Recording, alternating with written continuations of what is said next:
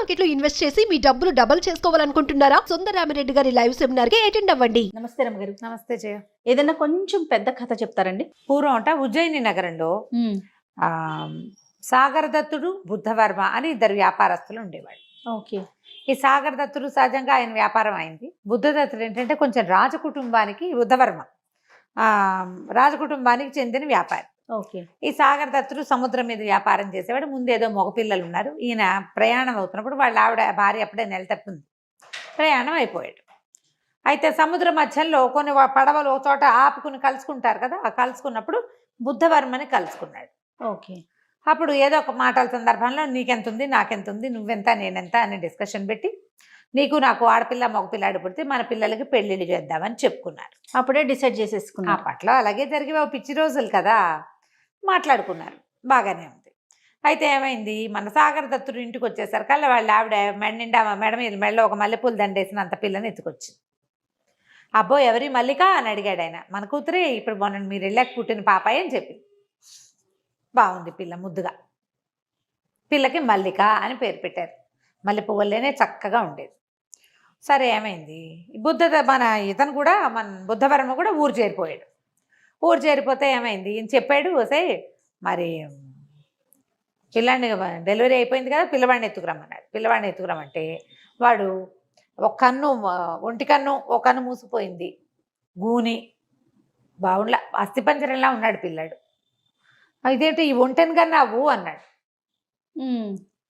ఒంటెని కన్నావు ఏమిటంటే ఆయన తండ్రి ఒంటె అనేసరికల్లా వాడు ఆకారం పాపం బాగుండలేదు కదా, అందరూ ఓష్టుడు అని పిలిచేవాళ్ళు వాడిని.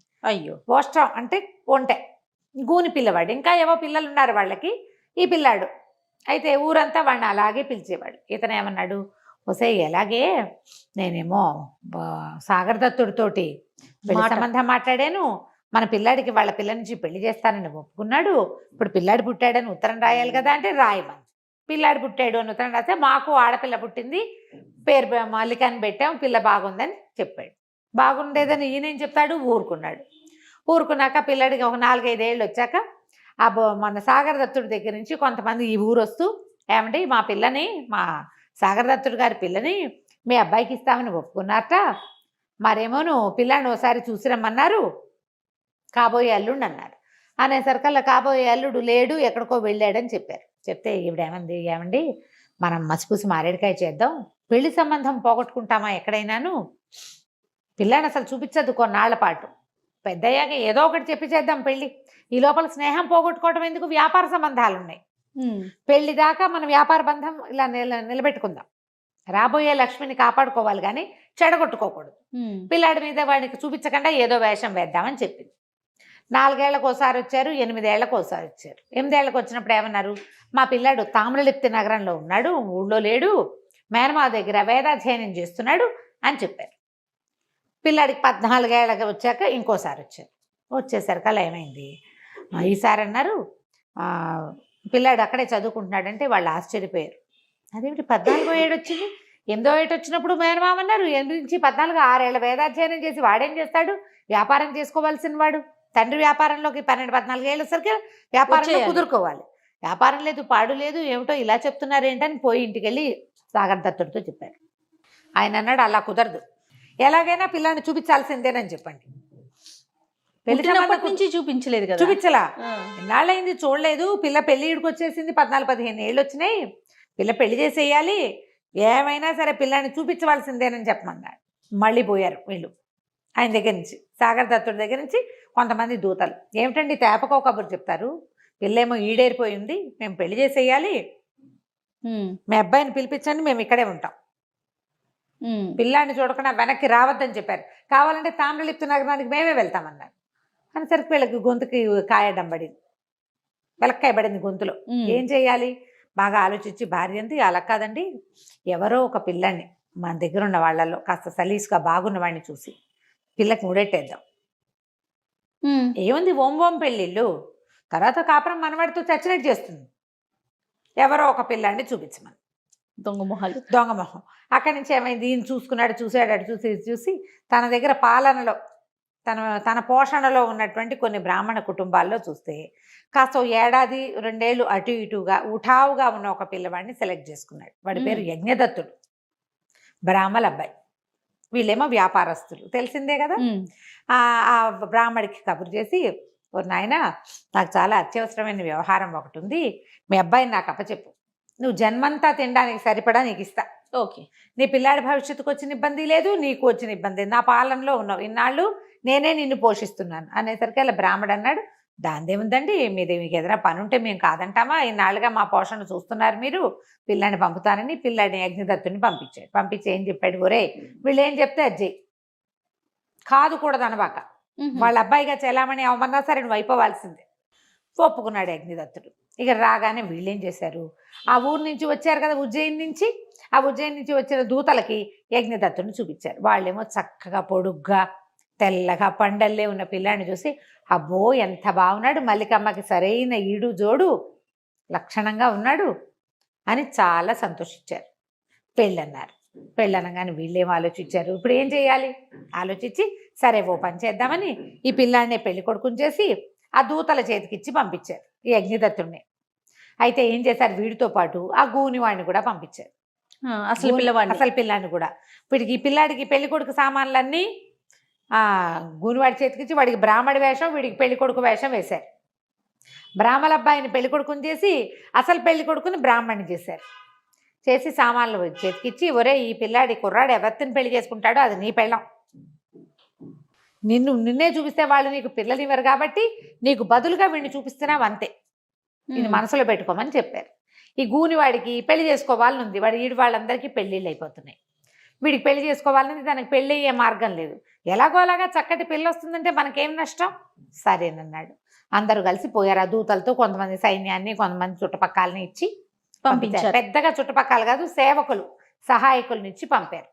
పంపించాక తీరా అక్కడికి వెళ్ళాక వాళ్ళందరూ చాలా సంతోషించారు. అయ్యి బాబాయ్ ఎంత బాగున్నాడు, పండల్లే పిల్లాడు, మన వాళ్ళల్లో ఇంత చక్కటి వాడిని చూడం అని ఆశ్చర్యపోయారు. సరే చక్కగా యథావిధిగా పెళ్లి చేశారు. గూనివాడి పక్కనే కూర్చుని పెద్ద బ్రాహ్మడి పక్కన సహాయకుడుగా ఉండి సామాన్లు అందిస్తూ తన పెళ్లి కూతుర్ని తనవి తీరా చూసుకుంటూ కూర్చున్నాడు. వివాహం అయిన దగ్గర నుంచి అగ్నిదత్తుడు కడుపులో నొప్పి పంట మొదలుపెట్టాడు. నా పొట్టలో నొప్పిగా ఉంది, డొక్కల్లో సోలొచ్చి పడిపోయాడు. అక్కడి నుంచి ఈ సాగర్ దత్తుడు చాలామంది వైద్యుల్ని పిలిపించాడు. వాళ్ళంతా వస్తే ఆ మందు ఈ మందు ఇస్తే, ఈ పెళ్లి కూతురు ఉంది కదా ఈ మల్లిక, సాగర్ దత్తుడు కూతురు, భర్తకి కడుపులో నొప్పి వస్తే అతను చూసుకోవద్దు, నాకెందుకు, నేను పెళ్లి కూతురున్నాను, లోపలికి వెళ్ళకుండా దగ్గర కూర్చుని ఇతను కావాల్సిన సేవలు చేసి ఆ మందులన్నీ పోసి మద్యం పానం చూసుకుని దగ్గరే ఉంది, వదిలిపెట్టకుండా. 2-3-4 రోజులు గడిచాక ఎన్ని మందులు ఇచ్చినా వాడు నొప్పి తగ్గట్లే. వాడికి నొప్పి ఉంటే కాదు, నొప్పి లేదు వాడికి, దొంగ నొప్పి. వాడేం చేశాడు, నాకు తగ్గటం లేదు, మా అమ్మని నాన్నని చూడాలనిపిస్తుంది, నా భయం వేస్తుందని మొదలుపెట్టాడు. పెళ్ళయ్యాక చాన్నాళ్ళు 6 నెలలు ఇక్కడ ఉంచుకునే ఎత్తులో ఉన్నారు వాళ్ళు.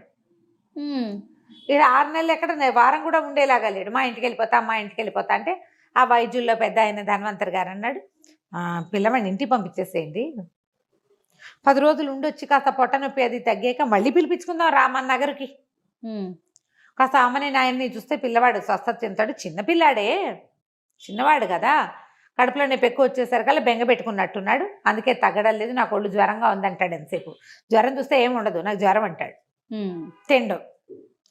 ఇక ఇప్పుడు పెళ్లి తర్వాత చేయవలసిన శుభకార్యాలు ఏవి చేసే వీల్లేదు, నా కడుపులో నొప్పి అంటుంటే ఏం శుభకార్యం చేస్తారు, అదే కదా. సరే ఈయన ఏం చేశాడు, బోళంత బంగారము, వెండి సామాన్లు, గీమాన్లు, ముత్యాలు, రత్నాలు, వజ్రాలు అన్నీ కొలిచి డజన్ల కొద్ది పనివాళ్ళని, 4 గుర్రాలని, 2 ఏనుగుల్ని, బోల్డంత పరివారాన్ని, పల్లకీల నిండా బట్టల్ని ఇచ్చి పిల్లని కాపురాన్ని పంపించేసాడు. మరి పిల్లాడు వెళ్ళిపోతుంటే పిల్లని పంపొద్దు, పిల్లేమో మా ఆయన కడుపులో నొప్పి ఆయన నేనే చూసుకోవాలంటుంది ఆ పిల్ల. పంపించారు. పంపిస్తే అయితే ఇక్కడే ఏమైంది, ఓ పక్కన వీడు కడుపులో నొప్పి అంటుంటే ఈ గూనివాడు ఈ పిల్లతో కొంచెం సరసాలాడడానికి ట్రై చేస్తున్నాడు. ఆ పిల్లకి చికాగ్గా ఉంది, ఏమిటి వీడు నాతోటి భావరక్షణ చేస్తాడు, బ్రాహ్మడు వాడిని ఏం అనడానికి వీల్లేదు. ఇతనికి ఏం భయం వేసింది అగ్నిదత్తుడికి, ఈ గూనివాడ వెధవ ఇక్కడ ఉండగానే విషయం అంతా బయట పెట్టేస్తాడేమో, నేనే దీన్ని అసలు మొగుడిని అంటాడో ఏమిటోనని ఇంటికి వెళ్ళిపోతేనే మంచిది కదా అనుకున్నాను. ఇంటికి వెళ్ళాక ఏం చేశారు, అక్కడ వాళ్ళంతా విశేషంగా వైద్యులను పిలిపించారు, ఏదో ఓం అన్నారు, తగ్గిపోయింది కడుపులో నొప్పి, ఊరిని నొప్పి తగ్గిపోయింది. అక్కడి నుంచి సాయంకాలం శుభకార్యం అన్నారు, రాత్రి అంతఃపురంలో ఏకాంతవాసానికి వీళ్ళకి పెద్ద అంతఃపురం రెడీ చేశారు. ఈ పిల్ల చక్కగా అలంకారం అది చేయించుకొని లోపలికి వెళ్తే దాని చెలికత్తలతో సహా వెళ్ళింది. వెళ్తే అక్కడ యజ్ఞదత్తుడితో పాటు గూనివాడు కూడా ఉన్నాడు. వీడెందుకున్నాడు అని అడిగింది. ఇతను ఎందుకున్నాడు ఇక్కడ, అనేసరికల్లా ఇతను ఏమన్నాడు, నేను వెళ్ళిపోతున్నాను అని చెప్పి గబగబా నడిచి వెళ్ళిపోతుంటే అమ్మాయి తలిపి, అదేమిటి నన్ను వదిలిపెట్టి వెళ్ళిపోతామేమిటి, అసలు ఏం జరుగుతోంది ఇక్కడ. ఈ లోపల ఏమైంది, ఈ అబ్బాయి కడుపులో నొప్పి తగ్గిందంటే వాళ్ళ నాన్న అందరికీ దానాలు ధర్మాలు చేసి అల్లుడు స్వస్థత చెందాడు, ఏం భయం లేదని వాళ్ళు. ఇక్కడ పెళ్లి కుమారుడికి రాజకుమారుడికి పెళ్ళి అయిపోయిందని ఊరంతా తాగి తందనాలు ఆడుకుంటున్నారు. ఇక్కడ 3-4 రోజులు బోళ్ళు ఉత్సవాలు కూడా జరిగినాయి. అందరూ గందరగోళంగా ఉన్నారు. ఈ పిల్ల ఇతను వెంట పడింది యజ్ఞదత్తుడి వెనకాల. అదేమిటి నన్ను వదిలిపెట్టి వెళ్ళిపోతావంటే, నేనేం చేయను, నీ ప్రారంధ కర్మ, నేను చేయగలిగేది ఏమీ లేదు, నీకు భగవంతుడు ఇచ్చిన భర్త వాడేను, నీ జీవితాన్ని ఏదో ఒకటి చేసుకో, నేనేం చేయలేను, నాకు ఇది తప్పనిసరిగా ఈ పని చేశానని పరిగెత్తుకుంటూ వెళ్ళిపోయాడు. వెళ్ళేసరికల్లా గూనివాడు ఈ పిల్ల వెంట పడిపోయాడు. ఆ పిల్ల ఏం చేస్తే ఒక్క తోపు తోసింది. తోసేసరికల్లా వీడు మంచానికి అవతల పడ్డాడు. ఈ చెలికత్తెలు, ఈ అమ్మాయి చెలికత్తెలు తెల్లబోయి చూస్తుండగానే వాడికి స్నేహ సేవకులు వచ్చారు. వాడి సేవ చేసుకునే లోపల ఈ పిల్ల పరుగులు పెడుతూ వాడి వెనకాల పరిగెత్తుకుంటూ యజ్ఞదత్తుడి వెనకాల వెళ్ళింది. వెళ్తే అంతఃపురంలో అన్ని చోట్ల దాసదాసి గణమంతా శుభ్రంగా తినేసి తాగేసి తందనాలు ఆడుకుంటూ ఉన్నారు. ఊరంతా మత్తులో జూగుతోంది. వీళ్ళ నగరంతా వీళ్ళ చిన్న జమీ లాంటిది అనమాట. పరిగెత్తి పరిగెత్తి ఎవరో వెళ్తుంటే అతనేననుకుని అటువైపు పరిగెత్తి కనపడలే.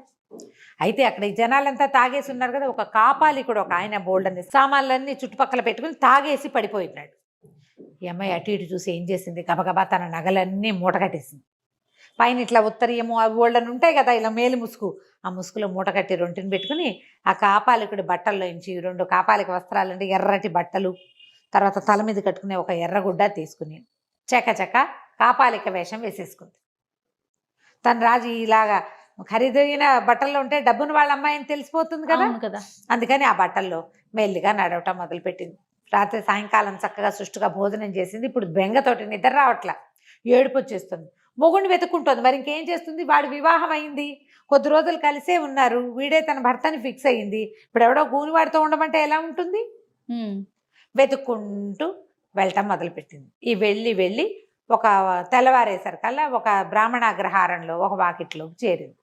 నుంచుంటే ఆ బ్రాహ్మణాడు ఓ గొణుకుని తిట్టుకుంటుంది, బుద్ధవర్మ నీకు బుద్ధి లేదు, నీలాంటి దౌర్భాగ్యుడు నువ్వే అంటుంటే ఈ అమ్మాయి అడిగింది, ఎందుకమ్మా అలా మహానుభావుడిని అంత మాట అంటున్నావని. మహానుభావుడేమిటి, వాడి బోందా, ఒంటలాగా ఉండే కొడుక్కి పెళ్లి చేయటం కోసం పాప బ్రాహ్మణ కుర్రాన్ని తీసుకెళ్ళి పెళ్లి చేయించుకొచ్చాడు అంటే ఈ లోపల టమ్ముకు వినపడింది. బుద్ధవర్మ కోడలు తప్పించుకుని పారిపోయింది, ఆమెను పట్టించిన వాళ్ళు కానీ వాడు పట్టించిన వాళ్ళకేమో బహుమతి ఇస్తాం, ఎవరైనా ఇంట్లో అమ్మాయిని దాపెడితే వాళ్ళకి శిక్ష ఇస్తాం. ఈవిడ వెంటనే అంటుంది పైకి, ఆ బ్రాహ్మణావిడ పారిపోయిందా, మంచిగా అయింది, చక్కగా మల్లిక పారిపోమ్మా, హాయిగా పారిపోయి యజ్ఞదత్తుడు నీ మొగుడు వాడు పెళ్లి చేసుకున్నాడు అగ్నిసాక్షిగా, వాడితోటి నువ్వు కాపురం చేయాలంటుంది. ఈ అమ్మాయి నిర్ఘాంతిపోయింది. వెళ్ళి అక్కడ కూర్చుని బిక్కమొహం వేసి నేనేనండి మల్లికని అని చెప్పేసరికి ఆవిడ తెల్లబోయి, అయ్యో ఇదేమిటమ్మా ఈ అవతారం, బోళ్ళంత డబ్బు ఉన్న వాళ్ళ పిల్లవి ఇటా ఉన్నావేమిటంటే, ఏం చేయను, నిన్న రాత్రి ఏకాంత మందిరం అన్నారు, ఆ మందిరంలో ఆ గూనెబ్బాయి ఉన్నాడు, చెలికత్తలంతా ఉన్నారు, వీడే నీ మొగుడని యజ్ఞదత్తుడు కాస్త వెళ్ళిపోయాడు, నా భర్త ఏమో వెళ్ళిపోయాడు, ఏం చేయాలో తెలీదు, అతను వెనకాల పరిగెత్తుకుంటూ వచ్చాను, ఊరంతా తప్పదాగి దోగిపోతున్నారు, భయం వేసింది, అక్కడ ఎవరో కాపాలికుడు కనపడితే ఆ వేషం వేసుకొచ్చాను అంటే ఆవిడ ఏం చేసింది, దామా లోపలికి రాని లోపల తీసుకుపోయి ఆ బట్టలు తీయించి శుభ్రంగా తలంటి పెట్టి, మరి రాత్రి నుంచి దుమ్ము కొట్టుకుపోయిన ఏ పిచ్చిగుడ్డలో అవి, శుభ్రంగా స్నానం చేయించి మంచి బట్టలు ఇచ్చి పక్కన కూర్చోబెట్టుకుంది, అన్నం పెట్టింది. అన్నం పెట్టి ఏమందంటే, నీ భర్త యజ్ఞదత్తుడు ఫిక్స్ అయింది, రామడో వ్యాపారస్తుడో వేరే కదా, అగ్నిసాక్షి నీకు అతనితో పెళ్ళయింది, బుద్ధవర్మ ప్లాన్ నీ విషయంలో వర్కౌట్ అవ్వదు, నీ భర్త ఇంటికి దారి చెప్తా, సానుకూలపరచుకో నువ్వు. అక్కడి నుంచి ఏం చేసింది, మళ్ళీ కాపాలిక వేసి ఆ బట్టలు ఉతికారేసేసింది ఆవిడ, ఆ కాపాలిక బట్టలు. మళ్ళీ మధ్యాహ్నానికి బట్టలు ఆరిపోతే ఈ అమ్మాయి ఏం చేసింది, మల్లిక ఆ కాపాలిక వస్త్రాల ఎర్రగుడ్డలు కట్టుకుని పోయి ఆ యజ్ఞదత్తుడి ఇంటికి వెళ్ళింది. తెలిసిందిగా అడ్రస్ ఈ బ్రాహ్మణావిడ చెప్పింది. అక్కడికి వెళ్ళేసరికి ఆయన ఏదో వేద పాఠం చెప్పుకుంటుంటే వెళ్ళి అక్కడ కూర్చొని ఏం పాఠం చెప్తున్నావు నువ్వు అంది. వేదం చెప్తున్నాను అంటానండి. ఏం వేదం, నువ్వేమో వర్ణ సంకరం చేసావు, నువ్వు బ్రాహ్మడు పోయింది వయసులమ్మాయిని పెళ్లి చేసుకున్నావు, ఇప్పుడు కూర్చొని పాఠం చెప్పుకుంటున్నావు పెళ్ళాన్ని వదిలేసి అన్నది. అనేసరికల్లా మీకు ఎలా తెలుస్తుంటే కాపాలికలకి అన్నీ తెలిసిపోతాయి కదా. ఏమన్నాడు, మరి నేనేం చేయను, నేను ఇంకా చేయగలిగేది ఏం లేదు, మా దగ్గర ఏమీ లేదు, నా తండ్రి ఆయన పోషణలో ఉన్నాడు, బుద్ధవర్మ పోషణలో, ఆయన చెప్పిన పని చేయమన్నారు, నేను చెప్పిన పని చేశాను, పాపం పుణ్యం భగవంతుడికి ఎరుక, వాళ్ళు చెప్పింది చెయ్యాలి, మా నాన్న ఆజ్ఞ గురువాజ్ఞ పాటించా అంతే, ఇక నేను అదేం లేదన్నాడు. 3 రోజులు రోజు పోయి అక్కడ కూర్చునేది. ఏమనుకుందంటే వీళ్ళకి అసలు ఏమీ లేదు, పేద కుటుంబం, పోషణ వీళ్ళకి తిండి 2 పూట్ల అక్కడి నుంచి వస్తుంది, ఆ డబ్బులు లేవు, వీళ్ళంతటి వీళ్ళు సంపాదించుకునే రోజు కాదు అది. అందుకని నిర్ధనత వల్లే, వీళ్ళు డబ్బు లేకపోవటం వల్లే ఈ పనికి ఒడిగట్టారని తెలుసుకుంది. ఏం చేసింది, బోడంత బంగారం పెట్టుకున్నదిగా మూట కట్టి పక్కన పెట్టింది. అందులోంచి ఒక ముత్యాహారం అమ్మించేసి ఆ ముసలి బ్రాహ్మణావిడితోటి ఏం చేసింది, ఒక వెండి పాత్ర, ఓ బంగారు పాత్ర, ఓ రాగి పాత్ర, 3 నిండా కాసులు పోసి ఈ యజ్ఞదత్తుడి ఇంటి దగ్గర పాతి పెట్టింది. ముందు రోజు రాత్రి వెళ్ళి మర్నాడేమంది, నువ్వెంతో మంచివాడివి, పాఠం ఎంత బాగా చెప్తున్నావు, నీకు నా దగ్గర ఒక మంత్ర పుస్తకం ఉంది, ఆ పుస్తకంలో ఎక్కడెక్కడ ధనరాశులు ఉంటాయో తెలుస్తాయి నాకు, మీ ఇంటి చుట్టుపక్కల ఏమైనా ఉన్నాయేమో చూస్తానుండని హాంఫీం పట్టాది ఇది అని మంత్రం చదివి మీ వాకిట్లో ఆ వేప చెట్టు పక్కన కొంచెం ఎడం వైపుగా తవ్వి చూడు, అక్కడ నీకు బంగారం దొరుకుతుంది అనేసరికి తవ్వి చూశారు. చూస్తే నిజంగానే చిన్న చిన్న చెంబులు, ఇంత బంగారు చెంబు, ఇంత వెండి చెంబు, ఇంత రాగి చెంబు, 3 నిండా కాసులు. అలా ఎప్పుడో పాతపెట్టింది, పూర్వకాలంలో పాతపెట్టబడింది దొరికింది. ఆశ్చర్యపోయారు. అక్కడి నుంచి కుర్రాడు ఏం చేశాడు, యజ్ఞదత్తుడు వాళ్ళ నాన్న చెప్పాడు, నాన్న ఎవరో ఒక కాపాలిక ఒక ఆవిడ వస్తుంది, రోజు వచ్చి కూర్చుంటుంది, వారేమోను తను ఇట్లా చెప్పింది నాన్న అంటే, వాళ్ళ దగ్గర ఏం మాయ మంత్రాలు ఉన్నాయో కనుక్కోమన్నాడు నాన్న. ఈ అమ్మాయి ఏమైంది, నా దగ్గర ఒక మహామంత్రశాస్త్రం ఒకటి ఉంది, మహాకాళ మంత్రశాస్త్రం, అద్భుతమైన పుస్తకం, ఆ పుస్తకంలో చూసే నేను ఇది చెప్పాను. ఎందుకొచ్చిన వేదన రా, వద్దు, ఆ మహాకాళ మంత్రం ఏదో నేర్చుకున్నావా, శుభ్రంగా ఎక్కడెక్కడ భూమిలో ఉన్నవి చూసుకోవచ్చు. ఆశ వచ్చింది, ఆవిడ వెనకాల పడిపో, తీసుకెళ్తానంటే అంటే సరే తీర్థయాత్రలు చేస్తాను తోడు రమ్మంది. తనతో పాటు ఆ ఊరు ఈ ఊరు ఈ ఊరు ఆ ఊరు తప్పించుకున్నారు మొత్తానికి. ఇక్కడి నుంచి తప్పించుకుంది. ఇతను వెంట వేసుకుని బయలుదేరింది భర్తని. ఇద్దరు కలిసి అక్కడ ఇక్కడ స్నానాలు చేశారు, గుళ్ళల్లోకి వెళ్ళారు. ఈవిడ కాపాలిక వేషంలోనే ఉంది. అతను ఆ భార్యను అసలు గుర్తు కూడా పట్ల వెళ్ళిపోయాడు. వెళ్ళాక ఏం చేసింది, ఉజ్జయిని నగరానికి చేరి ఏమంది, ఇది ఉజ్జయిని నగరం, నువ్వు ఇక్కడ మహామోసం చేసావు, వాళ్ళ గనక తెలిస్తే నిన్ను చంపేస్తారు, నువ్వు ఇక్కడే ఉండని ఓ చోట ఆయన్ని కూర్చోబెట్టి ఆ కాపాలిక వేషంతో తన తండ్రి గారింటికి మన సాగర దత్తుడి ఇంటికి పోయింది. ఇంటికి వెళ్ళేసరికల్లా వాకిట్లో భవతి భిక్షాందేహి అంటే ఓ దాసిది భిక్ష వేయడానికి వెళ్ళి రాయిగారు అమ్మాయిని గుర్తుపట్టేసి ఆ కాపాలిక వేషంలో ఉంది కదా ఈ మల్లిక, లబో దిబోమని ఏడ్చుకుంటూ పోయి, ఇంకేముంది ఆ అబ్బాయి ఏం చేశాడో, మన పిల్లని కాపాలిక అయిపోయింది, ఇంకేముంది భిక్ష ఎత్తుకుంటోంది, మన వాకిట్లోకే వచ్చింది చూడమ్మా అని యజమానురాల దగ్గరికి వెళ్ళి నెత్తి కొట్టుకుంటూ ఏడ్చింది. ఆవిడ పరిగెత్తుకుంటూ వచ్చింది బయటికి. వచ్చి నీ దుంప దగ్గర నీకేం పోయే కాలమే, ఇట్లాంటి గుడ్డలు తొడిగావు, మంచి పిల్లాన్ని ఇచ్చి పెళ్లి చేశాం కదా అంటే, ఆ చేసావులే పెళ్ళి, పద నన్ను లోపలికి తీసుకెళ్ళు అంటే తల్లి కూతురు లోపలికి వెళ్ళారు. శుభ్రంగా స్నానం పానం చేసి అన్నం తిని ఆ అమ్మాయి ఏం చెప్పిందంటే, ఇదిగో ఇది జరిగింది, బుద్ధవర్మ మిమ్మల్ని మోసం చేశాడు, అతను బ్రాహ్మణుడు, ఫలానా గుళ్ళో ఉన్నాడు అని చెప్పింది. సరే తండ్రి ఏమనుకున్నాడు, పోని బుద్ధవర్మ కాకపోతే పీడాపోయిరి, నలుగురు ముందు పెళ్లి చేసిన పిల్లాడితో ఉండాలి మన పిల్ల, దానితోటేమో మరి యజ్ఞం చేసి పెళ్లి చేసుకున్నారు, మరి అగ్నిహోత్రం సాక్షిగా వివాహం చేసుకున్నప్పుడు ఏ కులం అయితే ఏమిటి, ఏ జాతి అయితే ఏమిటి, పిల్ల పెళ్లి వారితో జరిగింది కాబట్టి అతనితో ఉండాల్సిందే శాస్త్రం ప్రకారం. అక్కడి నుంచి పంపించాడు ఆ అబ్బాయిని తీసుకురమ్మని. వెళ్ళిపోయి అక్కడికి వెళ్ళి ఆ అబ్బాయిని పదా మా పిల్లని తీసుకెళ్ళి అన్యాయం చేసావు అని లాక్కొచ్చారు నవ్వుతూనే. ఇతను బికమొహం వేసుకుని ఇంటికి వచ్చాడు. వచ్చిన తర్వాత ఆయన యజ్ఞదత్తుని అన్నీ కనుక్కున్నాడు, ఏం జరిగింది, ఏం చేసావు, ఎందుకు చెందావు అని.